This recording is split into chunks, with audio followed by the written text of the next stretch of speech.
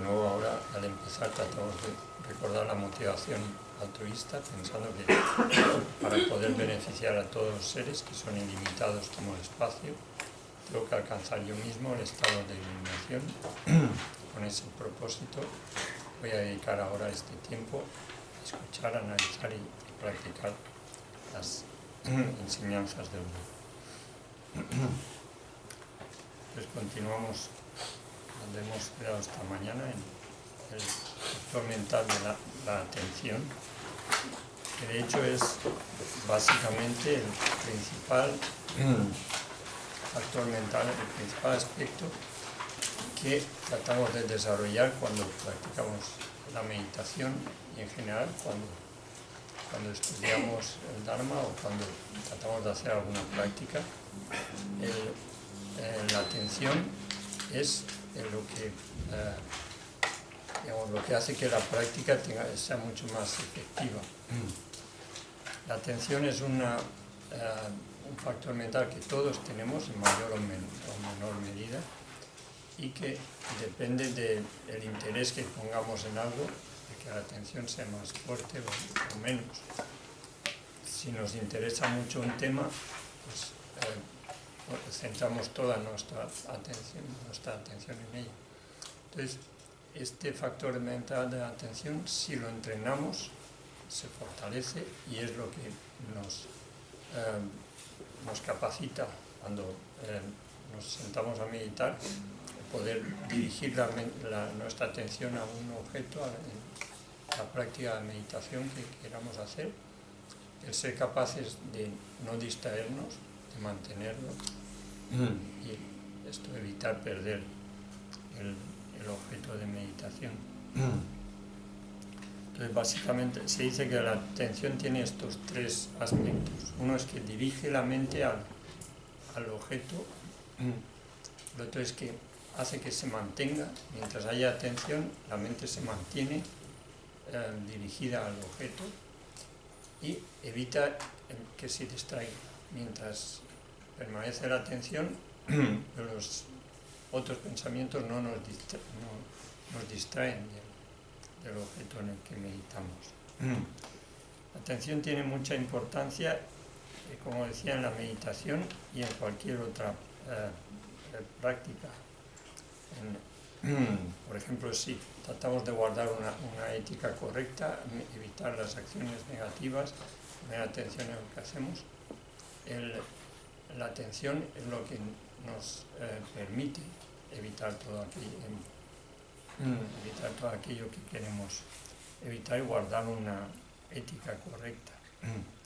En el estudio la atención tiene mucha importancia. Si tenemos la capacidad de atención, el tiempo que dediquemos al estudio es mucho más efectivo, mucho más fructífero que si tenemos una mente distraída. Y en la vida diaria lo mismo para preparar una comida que para cualquier cosa, cualquier actividad que hagamos, para dar un paseo o lo que sea. El tener la capacidad de atención hace que podamos hacer la actividad que sea mucho mejor que cuando tenemos la mente dispersa y distraída. Y es un aspecto que se fortalece con el entrenamiento. Y hay muchas prácticas. De hecho, lo que decíamos antes, los 4 fundamentos de la atención, es un aspecto de la meditación en el que se entrena una y otra vez este factor mental de la atención al cuerpo, atención a las sensaciones, atención a los fenómenos,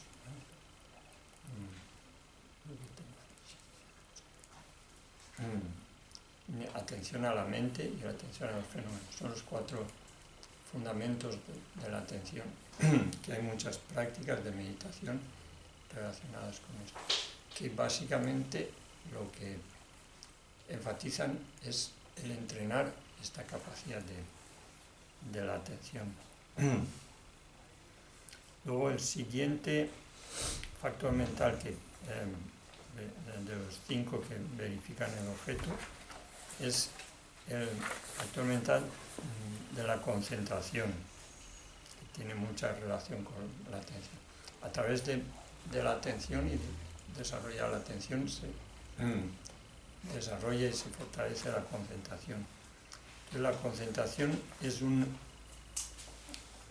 factor mental que nos capacita, que hace que la mente pueda permanecer concentrada en el objeto en el que medita, en lo que está haciendo, permanecer todo el tiempo que desee sin ningún tipo de distracciones, interferencias, etc.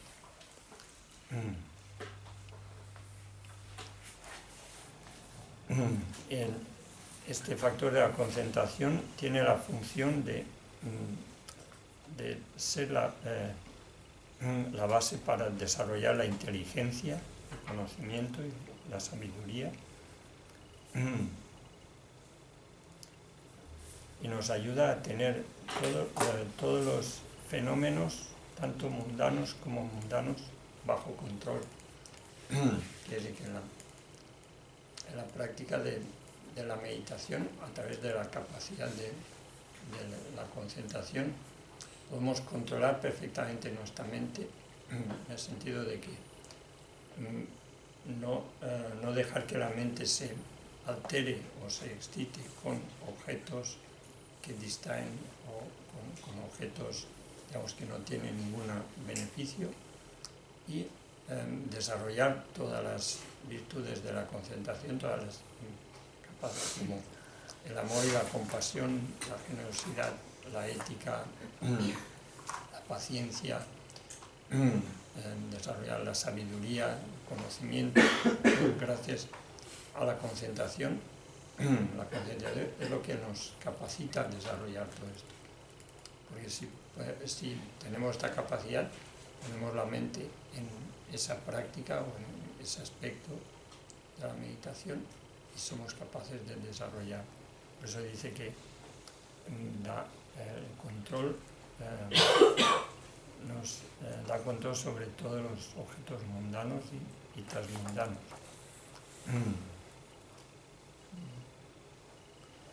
La concentración es algo que todos tenemos también en mayor o menor medida, y con el entrenamiento y la práctica se fortalece, se desarrolla.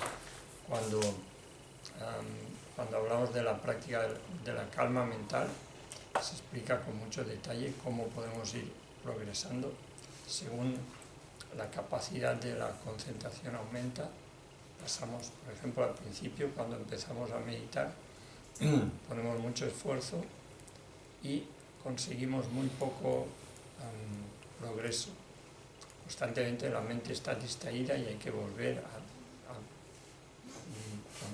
al objeto de meditación, etc. Conforme vamos progresando y se fortalece un poco la atención y la concentración, entonces la mente está más calmada, permanece más tiempo en el objeto de meditación, con menos esfuerzo obtenemos mayores beneficios. Finalmente, si desarrollamos la concentración con muy poco esfuerzo, como la mente está en paz, con mucha calma y con mucha claridad, enfocamos nuestra mente en el objeto de meditación, el que sea, y permanece ahí sin dar ningún tipo de problemas. Y con poco esfuerzo obtenemos grandes progresos. Entonces, la concentración es lo que lleva a nacer en los estados de la forma y sin forma.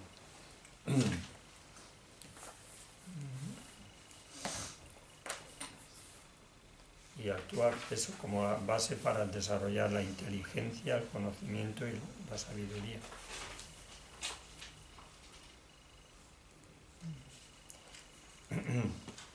Luego el siguiente, el quinto factor mental que verifica el objeto es el de la sabiduría. La sabiduría, que a veces se traduce por inteligencia, aquí pone inteligencia en algunos textos. Inteligencia, pero el término en tibetano shera es sabiduría. Y Dicen que la sabiduría es un factor mental que consta en la capacidad de examinar el objeto de meditación, el objeto que percibe la mente. La sabiduría es lo que capacita a esa mente a conocer los distintos aspectos del objeto. Aspectos como causas y condiciones, como partes, como beneficios, como desventajas, etc. Y es esto, una capacidad analítica que conoce y distingue todos los aspectos del objeto en el que se fija. Podríamos tomar, por ejemplo, si nosotros miramos un coche, un vehículo, una persona normal mira un vehículo y tienes una idea de cómo funciona. En cambio, una persona que conozca toda la técnica, cómo funciona el motor y cada una de las piezas, etc., mira el mismo vehículo y ese conocimiento que tiene le sirve para ver muchos más detalles que una persona que no tiene ese conocimiento. Entonces la sabiduría es ese aspecto que el objeto que percibe, aquello en lo que pensamos o en lo que fijamos la mente, la sabiduría hace que conozcamos todo lo relacionado con él. Y en el caso de la meditación, cuando hablamos de la impermanencia sutil o la vacuidad, cuando hablamos del karma, cuando hablamos de las 3 joyas o de vidas anteriores, etc., la sabiduría es esa capacidad de conocer todos los detalles relacionados con eso en lo que fijamos nuestra mente. Y la función que tiene la sabiduría es, por un lado, eliminar todo tipo de dudas, en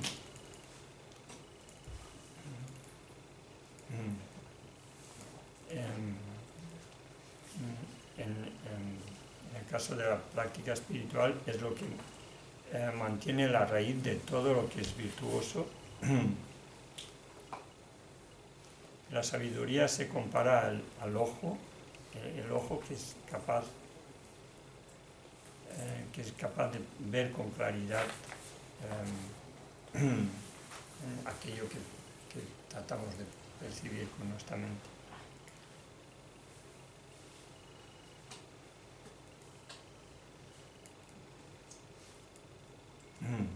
Entonces esta capacidad analítica de la mente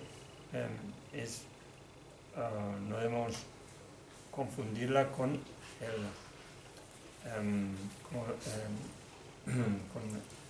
el aspecto de dudar o de tener dudas sobre algo, sino la capacidad analítica de la sabiduría se refiere a cuando analizamos con todo el detallado ese conocimiento que ve todos los aspectos, que es justo lo contrario, es justo lo que elimina la duda.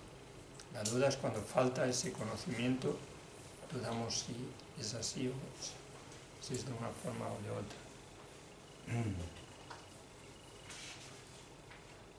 Entonces la sabiduría se puede aplicar tanto para prácticas o objetos virtuosos como para objetos no virtuosos. La sabiduría, el conocimiento analítico puede servir para fabricar bombas o para planear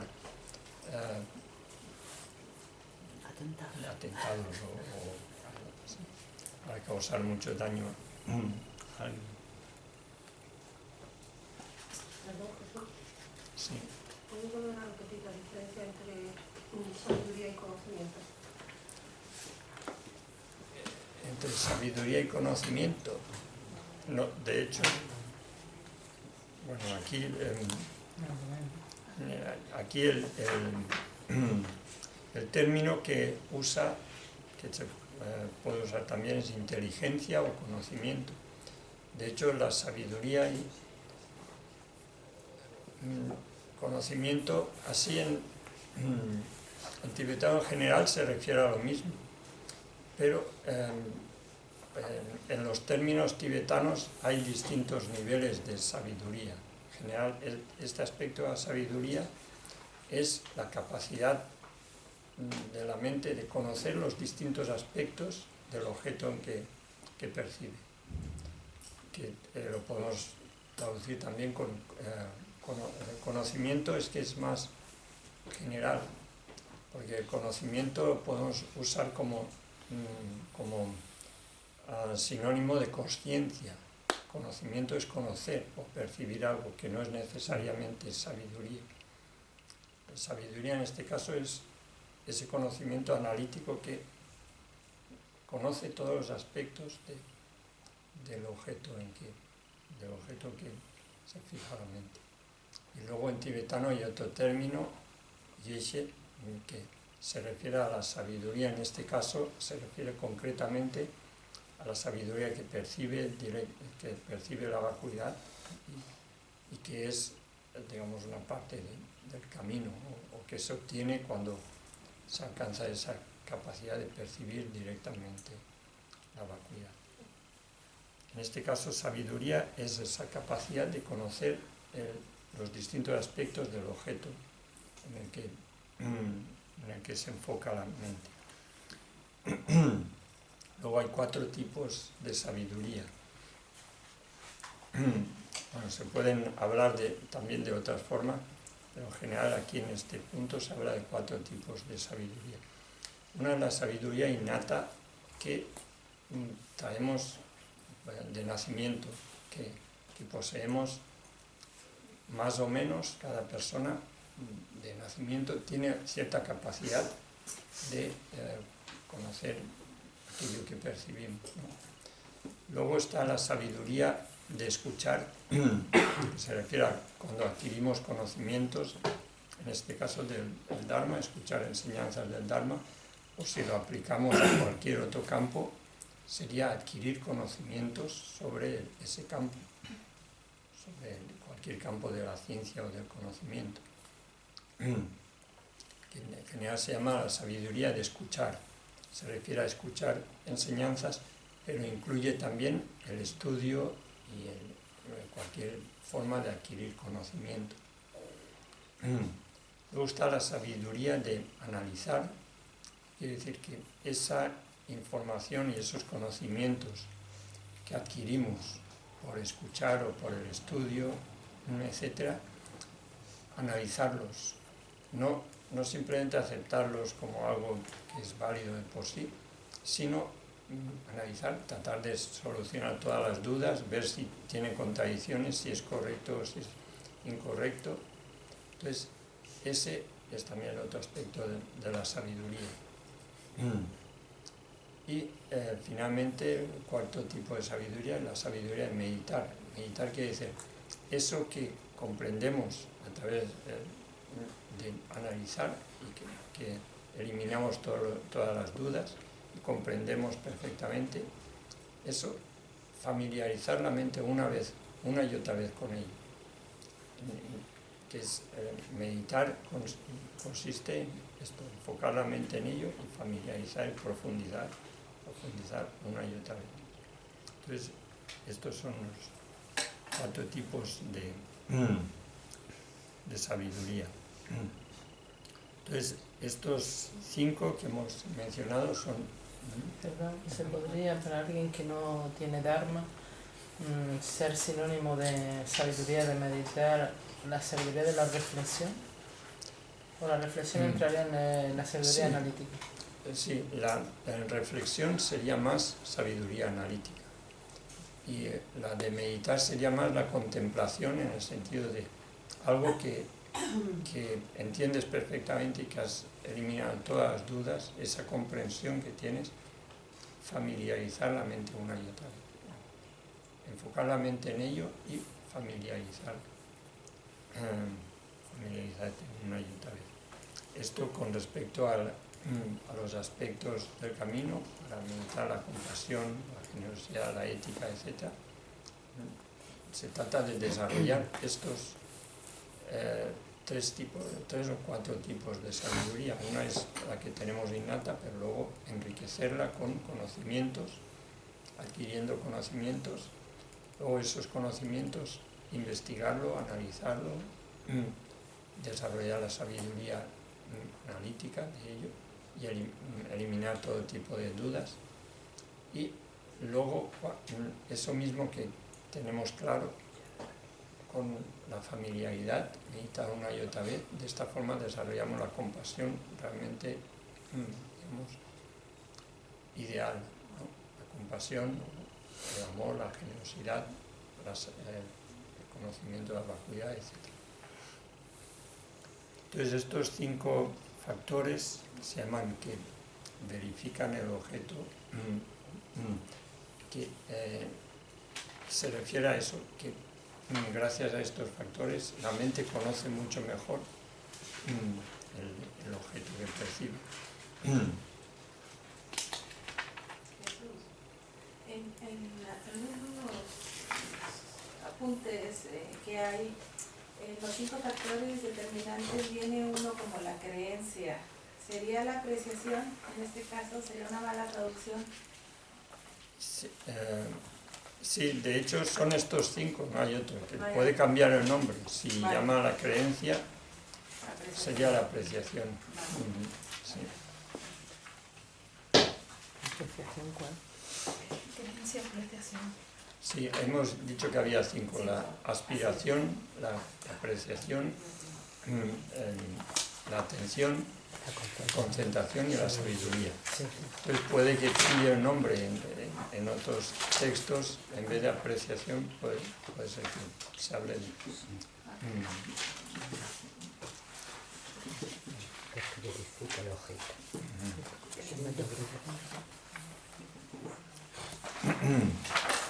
Luego el siguiente grupo decíamos que son los factores mentales variables.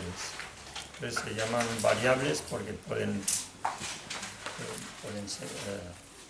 se pueden convertir en algo virtuoso, positivo, o en algo no virtuoso.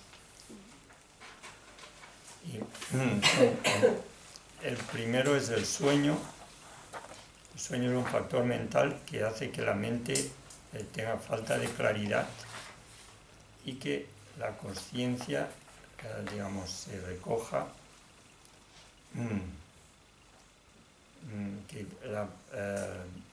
el estado de consciencia, el estado consciente se debilite y que la mente entre en un estado de inconsciencia o en subconsciencia. Entonces causa una falta de claridad de la consciencia en esto. Y causa digamos, hace que la consciencia deje de funcionar las consciencias de los sentidos. En mayor o menor medida la mente se recoge hacia el interior y las conciencias, los órganos de los sentidos durante el tiempo del sueño dejan de funcionar. Entonces este factor, esto puede ser tanto virtuoso como no virtuoso.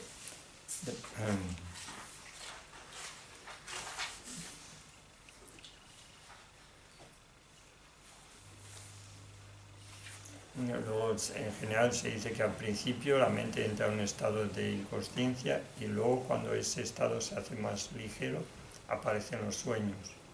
Los sueños aparecen distintas experiencias, distintas imágenes debido a impresiones anteriores del momento de la vigilia, de acciones o experiencias anteriores, recientes o de mucho tiempo atrás. Debido a eso aparecen distintas visiones y apariencias. ¿Somos responsables de un sueño no virtuoso? Entonces, los sueños pueden ser virtuosos o no virtuosos. Se puede crear karma negativo o karma positivo durante los sueños y depende del estado de la mente en el momento de dormir, cuando vas a dormir. Entonces eso influye. Si dormimos con un estado, con una mente virtuosa, tenemos una mente virtuosa en el momento de de quedarnos dormidos, el sueño se convierte en algo virtuoso, positivo. Si tenemos una mente muy alterada y muy negativa, el sueño se puede... En general, por ejemplo, si durante el sueño matamos a una persona, no creamos el karma de matar a una persona. No es así. Ahora, si realizamos acciones negativas durante el sueño y luego nos alegramos de ello al despertar, el alegrarse es negativo y crea el karma negativo de ello. ¿Se puede uno sentir culpable de un sueño determinado porque lo vean negativo? Ha podido surgir de una mente en estado antes de dormir, ¿no? Alterado un poco por alguna cosa, alguna sensación, alguna noticia, alguna película, incluso. Y eso te puede... La culpa no se considera en el budismo, pero somos de alguna forma responsables y el karma no es del mismo grado que si cometes la acción despierto, pero ¿tiene un nivel inferior? ¿Pero lo tiene? Tiene importancia y por eso se llama un factor variable, ¿sí? porque puede ser negativo el sueño, crear karma negativo durante el sueño, y eso depende del tipo de mente que tenemos en el momento anterior de quedarte dormido, en el momento cuando vas a dormir. Un poco el sueño es un poco parecido a la muerte. La muerte, el tipo de mente que tenemos en el momento que se acerca a la muerte, cuando llega la muerte, es lo que determina el tipo de vida que vamos a encontrar y determina lo que llamamos el estado intermedio, que es el estado cuando la mente se separa del cuerpo antes de tomar de nuevo otro cuerpo, que es muy similar al sueño. Es un estado en el que se perciben todo tipo de objetos y tenemos experiencias de placer o de dolor o de deseo, de rechazo, de temor, etc. Y eso son todo creaciones de la mente debido a las impresiones de acciones anteriores, y eso es lo que determina el tipo de nacimiento que va a tener. Cuando la mente está separada del cuerpo, en el momento de la muerte, eso es lo que determina el tipo de nacimiento que va a tener. Según ese tipo de visiones, según la mente esté en un estado de agitación, de confusión, de miedo, de deseo, de odio, etc. O en un estado de paz, de claridad, de lucidez. Eso determina el tipo de nacimiento. Entonces el sueño es un poco similar, es mucho más, digamos, no es tan drástico. El sueño es solamente temporal, durante unas horas, que la mente se recoge de los sentidos físicos y tenemos experiencias en el sueño, pero también la mente del sueño puede ser virtuosa o no virtuosa, karma positivo o negativo, y depende básicamente del tipo de mente que tenemos en el momento de quedarnos dormidos. Por eso se enfatiza el hacer antes de dormir, el tratar de generar una mente virtuosa, hacer un poco de meditación o tener una motivación positiva, altruista. Eso influye mucho en el tipo de sueños que tenemos. Y luego hay toda una variedad, porque si hacemos, por ejemplo, prácticas de purificación o cuando meditamos, es muy posible que tengamos pesadillas horribles y sueños terribles. Es posible. Pero esos sueños y pesadillas es como una gran purificación, es una forma de purificar karma negativo, y en sí no son realmente negativos. Entonces, el sueño, hay muchos factores que influyen, muchos factores. Entonces es posible que un karma negativo, si hacemos prácticas de purificación, se manifieste en tener una pesadilla, y por tener esa pesadilla se purifica ese karma negativo. Entonces la pesadilla, aunque es una pesadilla y puede ser angustiosa, no es negativa. Es una práctica de purificación realmente muy beneficiosa. O sea que hay toda una variedad con los sueños, no es... Eso sería pero solo general, cuando se está haciendo práctica de meditación o de purificación, ¿no? Sí. Fuera de ese sí, contexto en general. serían los virtuosos. Fuera de ese contexto depende de muchas circunstancias. Depende de muchas circunstancias. En general lo que más determina el tipo de sueños, porque esto ocurriría, por ejemplo, cuando nos dormimos con una mente muy virtuosa, con una mente de hacer prácticas de purificación y así. Nos dormimos con esa mente virtuosa y tenemos una pesadilla, y esa pesadilla purifica, y esa pesadilla es virtuosa, aunque sea una pesadilla angustiosa, pero es una práctica de purificación muy efectiva. En cambio, si nos dormimos con una mente negativa, podemos tener la misma pesadilla, que entonces no sirve para purificar, sino para crear más karma negativo. O sea que con estos aspectos del karma no es nada fácil. Hay muchísimas circunstancias que influyen en ello y no es algo así tan sencillo. ¿Puede madurar un karma en el sueño? Sí. Ese ejemplo de... ¿Sería así? Sí. En el sueño, incluso si estamos haciendo una práctica, un retiro, en una experiencia como pasar mucho frío o calor, o pasar un mal rato o dolor de cabeza, todo esto, cuando tenemos una mente virtuosa, positiva, cuando estamos haciendo prácticas, cualquier experiencia así molesta o desagradable es un karma que madura y que se purifica, y además es una forma de, digamos, muy leve de purificar un karma que de otra forma traería resultados mucho más graves. Debido a la mente virtuosa, la mente positiva, que practica el Dharma, digamos, practicar el Dharma es para purificar la mente y acumular méritos.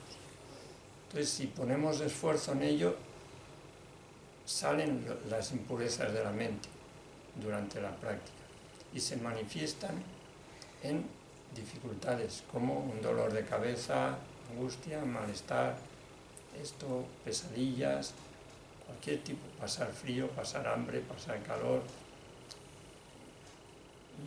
Y eso, digamos, eso con esa mente virtuosa, eso es una forma muy efectiva de purificar un karma que de otra forma, en otras circunstancias, traería consecuencias mucho más graves. Y se manifiestan los karmas así. Y a través, de hecho, todas las prácticas de purificación se trata de hacer esto, purificar el karma que tenemos ahí acumulado. Entonces, digamos, un signo de purificación es que aparecen ese tipo de dificultades y que a través de eso se limpia ese karma. Y que si hacemos prácticas realmente en serio y centrándonos en ello, lo percibes claramente, que es que a través de pasar un poco esas dificultades se superan problemas que estaban ahí, que podían traer consecuencias mucho más graves. Jesús, pero si ese sueño o esa pesadilla se produce pero uno aflora, uno no es consciente en el sueño, ¿también hay purificación? O sea, Sí, se sí. trata de verlo, porque si no es como Sí, que... sí, sin ser consciente del sueño, sí, ¿También sin es ser purificación? consciente. Si una persona Que es no te acuerdes. consciente o... ¿No te acuerdas que has tenido una pesadilla? bueno, sí, Que estás haciendo prácticas de purificación y no te acuerdas que has tenido una pesadilla.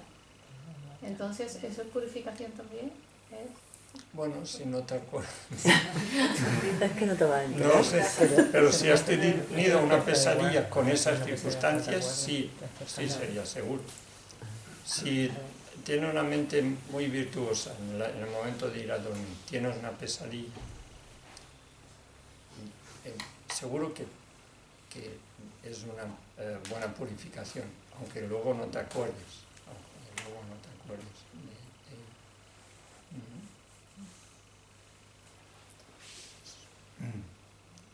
Y a veces el mensaje, ¿qué claridad puedes tener a veces el mensaje que te traen los sueños, ¿no? Porque a veces, bueno, también depende en qué etapa del sueño te despiertes, puedes recordar o no el sueño, ¿no? Sí, de hecho cuando meditas, y esto los sueños tienen mucha importancia, te dan mucha información sobre la práctica. Si te dedicas en un retiro a practicar durante el día, luego los sueños te dan mucha información de la práctica. Y esto lo notas, la relación que tiene la mente de los sueños. Y si practicas mucho durante el día, luego durante el sueño, se dice que un signo de que la práctica progresa es que durante el sueño puedas continuar practicando, que tengas una mente lúcida durante el sueño y continúes con la práctica, o que reconozcas las apariencias del sueño como un sueño, como tal. Hay tiene mucha relación el tipo de sueños que tenemos con la práctica que hacemos. Conforme se desarrolla la práctica, tienes más capacidad de usar la mente del sueño de forma virtuosa también, de forma como parte de la práctica, la meditación. Respecto al contenido del sueño, que son pesadillas, que a veces no tienen sentido ninguno, es simbólico. No sé, son las cosas que de pronto... Hay muchos tipos de sueños, hay muchos tipos. Cuando alguna vez, cuando la mente está muy pura y muy limpia, hay sueños muy claros, en el que tienes mucha lucidez y que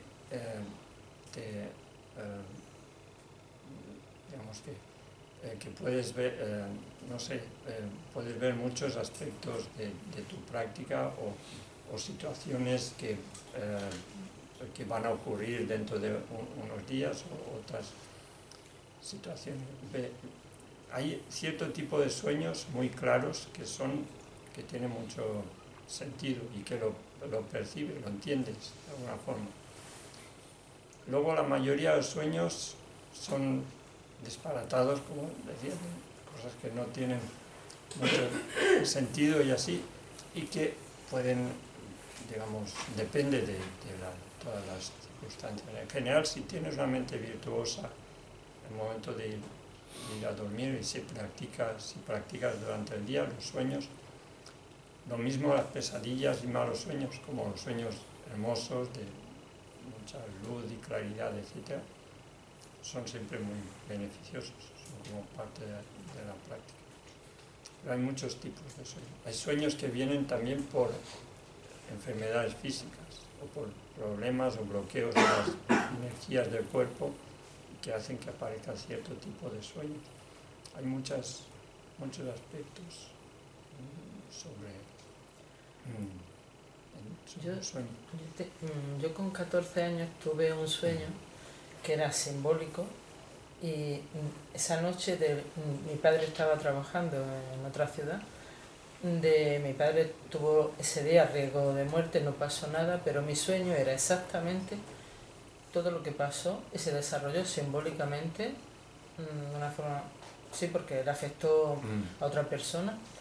Y a los 2 días me enteré de que era tal y como yo había desarrollado el sueño, así, ¿no? De pequeña yo tenía ese, ese es concretamente el más importante, pero a lo mejor soñaba una cosa y luego al cabo de un mes o de 3 pasaba algo, o soñaba con esa casa, con ese sitio, pero ya con la mayoría, cuando me he hecho mayor, ya eso se ha ido difuminando. Sí, el sueño es un momento que la mente está más sutil y si una persona tiene cierta sensibilidad para esto para percibir otras situaciones de algo que ha ocurrido o que va a ocurrir, y esto hay muchos tipos de sueños sobre esto. Entonces, así, básicamente el sueño es un factor mental variable que puede ser virtuoso o no virtuoso. Pero sobre los sueños se puede hablar muchísimo, y hay en otros aspectos de las enseñanzas que se trata con mucho detalle el tema de tipos de sueños, etcétera, la importancia que tienen. Luego el siguiente factor mental variable es el arrepentimiento. El arrepentimiento es un factor mental que después de haber hecho algo siente esto, siente arrepentimiento por ello.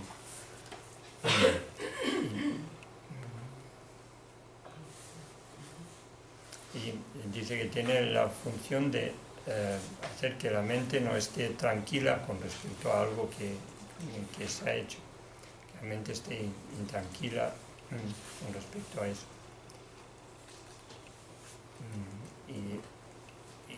Sí, está en un estado de intranquilidad o de malestar. Entonces, puede ser virtuoso o no virtuoso, porque si el arrepentimiento, después de haber hecho algo negativo, después de hacer una acción negativa, el arrepentimiento es algo virtuoso. Se dice que es de hecho el principal aspecto para purificar el karma negativo y errores que cometemos. En cambio, si el arrepentimiento es después de haber hecho alguna acción virtuosa o positiva, nos arrepentimos, eso hace, en ese caso el arrepentimiento sería no virtuoso, porque hace que esa acción virtuosa pierda fuerza. ¿Puedes repetir lo último? Si nos arrepentimos de haber hecho una práctica virtuosa, positiva, de haber ayudado a alguien o de haber hecho algo positivo, ese arrepentimiento sería no virtuoso, porque le quita valor, le quita fuerza. El arrepentimiento tiene mucha importancia cuando hacemos prácticas de purificación, porque hay 4 factores para purificar. De los 4, el arrepentimiento es el que más fuerza tiene para purificar el karma negativo, cualquier acción negativa que hayamos hecho. Luego también es importante distinguir el arrepentimiento del sentimiento de culpa, que es muy distinto. El arrepentimiento se trata de reconocer que hemos cometido un error y sentirnos arrepentidos de ello. Y es un aspecto de sabiduría, es de hecho un tipo de sabiduría reconocer los propios errores. Y es como tomar responsabilidad de algo, un error que hemos cometido, aceptar la responsabilidad de ello. Y es muy distinto del sentimiento de culpa. El sentimiento de culpa es como menospreciarse por algo que hemos hecho, sentirse culpable. Es una actitud dañina hacia uno mismo. En cambio, el arrepentimiento es más una actitud de sabiduría, de reconocer un error y de tomar responsabilidad por ello. Tiene mucha importancia cuando hacemos prácticas de purificación. Y de hecho se enfatiza que siempre que reconocemos que hemos cometido algún error, pues sentir arrepentimiento, que es de hecho esa actitud de reconocerlo y tratar de evitarlo, y es una actitud justo la contraria de ocultarlo, ocultar los errores que cometemos. Y luego, cuando realizamos acciones virtuosas, se dice que es muy positivo alegrarse por ello y regocijarse. Hace que esa acción virtuosa tenga más fuerza, tenga más valor. Si te has pasado la vida sin regocijarte por lo bueno que haces, ¿tiene menos valor? Tiene menos valor, sí. Porque lo ves algo natural y normal. Sí, sí, pero lo puedes entender. Sí. Sí, yo pienso que si lo analizas lo puedes entender Claro, lo perfectamente. reforzamos. Como la mente tiene energía, tiene fuerza, tiene poder. Entonces alegrarte de una cosa virtuosa Sí. hace que... Sí, pero regocijarte no es algo de soberbia. El regocijarte, porque está muy Puede estar similar, ¿no? mezclado con la Ahora, soberbia. qué bueno por soy igual. yo que he hecho esto. Puede estar, Sí. por supuesto, puede estar mezclado cuando hay orgullo y así. Pero el hecho de haber hecho algo positivo y alegrarte por ello es virtuoso. Sin Alegrarse sí, pero regocijarse también. regocijar.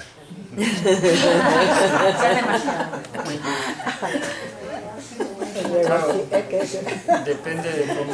Los conceptos. Tendríamos que ver ese término, la cómo se palabra, describe. claro. Como rey, Pero si es esa actitud sincera de alegrarte por ello, está que bien, cuánto me alegro, que por lo que haya hecho uno y por lo que hacen los demás.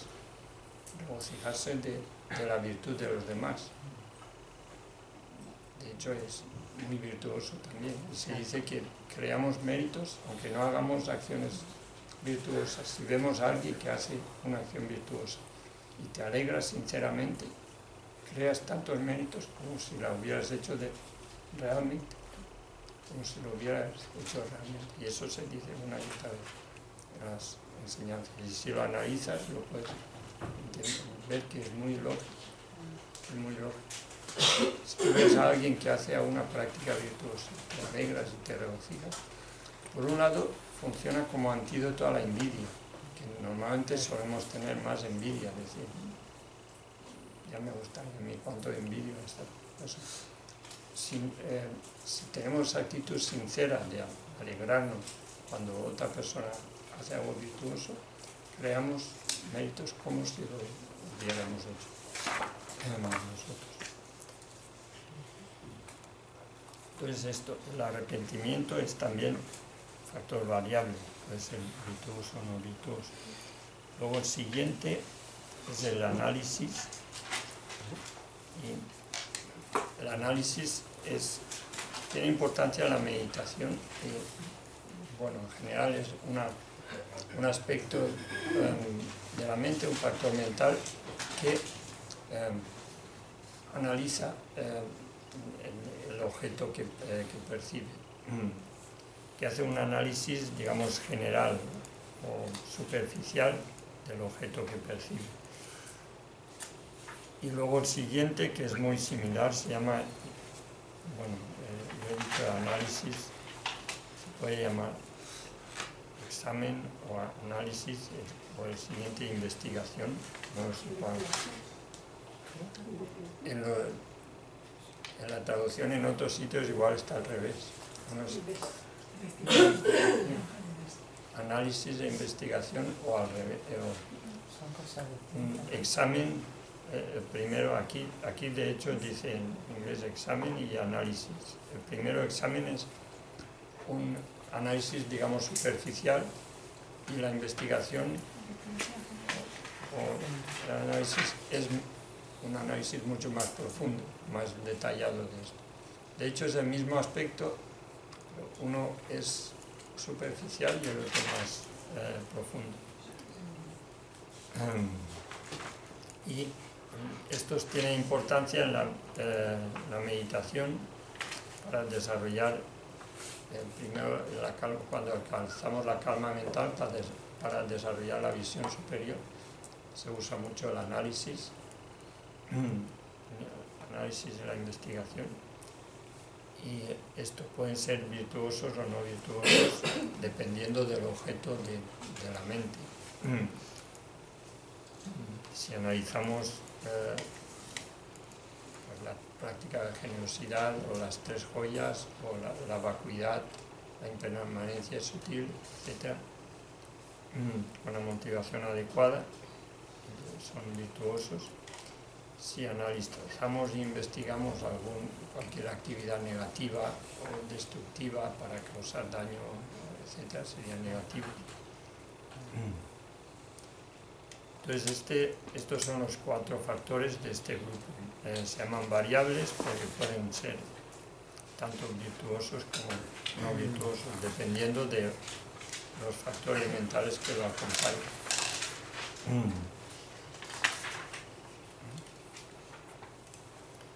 Entonces vamos al siguiente grupo, que son los factores mentales virtuosos. Perdón, ¿estos son 4 solo? 4 solo, sí.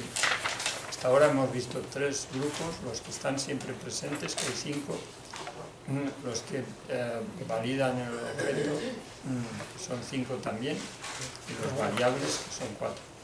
En otros textos están en orden distinto. Los 4 variables están al final, después de los virtuosos y no virtuosos, pero es lo mismo, simplemente cambiar el orden. Entonces, los factores mentales virtuosos, que hay 11,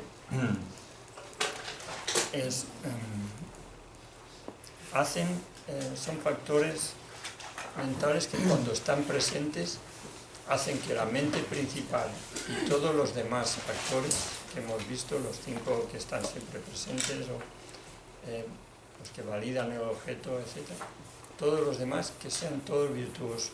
Cuando están presentes estos o alguno de estos factores virtuosos, hace que la mente principal y todos los demás sean virtuosos. Que el factor de la intención, que es el karma, es el que crea karma, sea virtuoso, y el karma que se crea es virtuoso.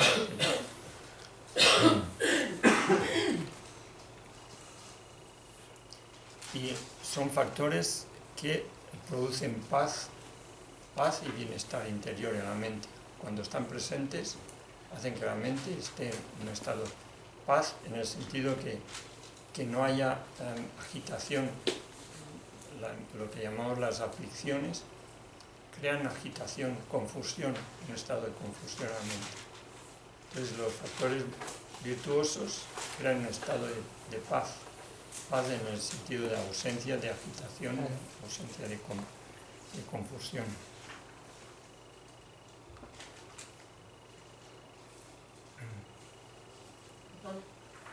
La paz entonces en el budismo sería la ausencia de confusión. Sí, en general La sí. ausencia de claridad mental. De hecho, la paz se usa como sinónimo de nirvana. Se usa muy a menudo en el estado de la paz. Se usa la paz como similar al nirvana. El nirvana es la ausencia del dolor, la ausencia del sufrimiento, que implica la ausencia de las causas del sufrimiento, que son las aflicciones y el karma. El karma negativo.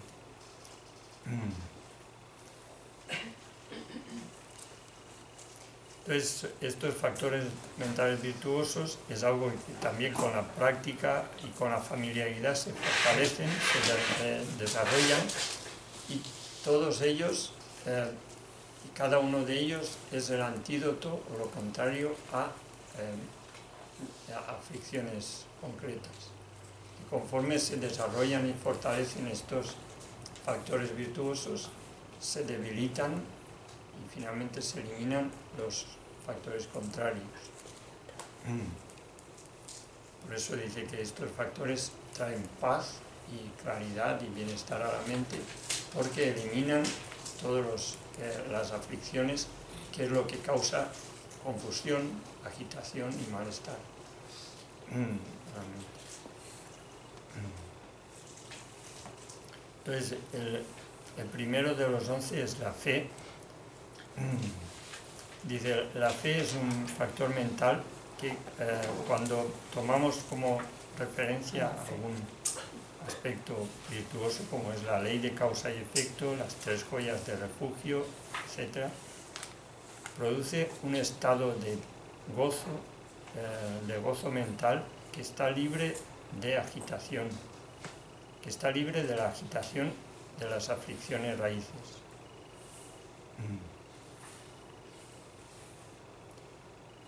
Luego tiene la función de actuar como la base para la aspiración de todas las cualidades virtuosas,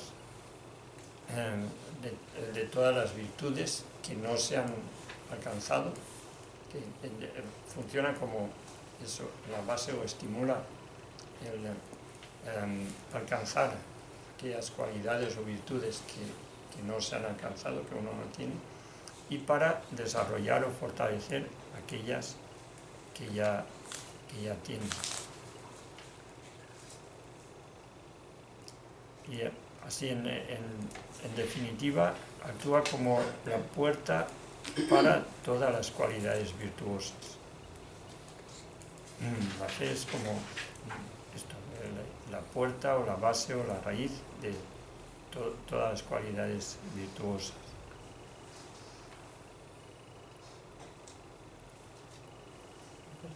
Una persona que sea ética, que no tenga fe, puede también tener la aspiración de desarrollar todas las cualidades, ¿no? Aunque no... Sí, sí. Pero de hecho la fe es cuando vemos cualquiera de las cualidades éticas correctas con la parte positiva. La fe es cuando ve algo como algo muy positivo, interesante. Y luego hay, de hecho es muy importante la práctica del Dharma porque, como dice, actúa como la base para desarrollar todas las cualidades positivas. Luego hay 3 tipos de fe, que esto es también importante un poco entenderlo, que explica un poco mejor lo de la fe. 3 tipos de fe. Una es la fe de la admiración, que es admirar esto, las cualidades positivas de Buda, por ejemplo, el estado de la iluminación, verlo con interés, con admiración, etc.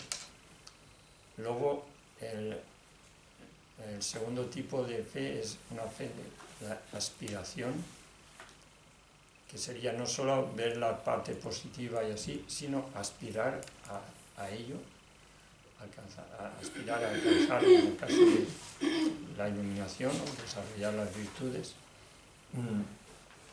Finalmente, la tercera es la fe de la confianza, que se refiere a esa misma fe cuando está basada en razones muy sólidas y en experiencias y está desarrollado sobre una base muy sólida de conocer perfectamente las virtudes de eso a lo que se aspira y conocer eso, todos los aspectos de ello. Entonces, en el budismo se enfatiza mucho, se dice que la fe es básico, es muy importante y es la raíz de todas las virtudes, pero se enfatiza mucho no quedarse en la fe de aceptar algo sin razones, simplemente por fe, por creer en alguien. Ese sería el primer tipo de fe, de admirar algo, pero luego se trata de analizar y comprobar y convencerse y llegar a estar plenamente convencidos de todos los beneficios que tiene esto. Entonces, cuando la fe está basada en ese conocimiento y esa experiencia y ese convencimiento, es, digamos, una fe que no se pierde como otra fe de simplemente creer en algo sin tener una base sólida. Y esto, en el budismo, desde el principio, Buda dice una y otra vez que no hay que aceptar lo que él dice por fe. Entonces, aunque parezca atractivo, está bien tener esa fe, pero no aceptarlo así, sino, además de esa fe, de ver como algo atractivo y aspirar a ello, analizarlo y comprobar y asegurarse del valor que tiene. Y entonces cuando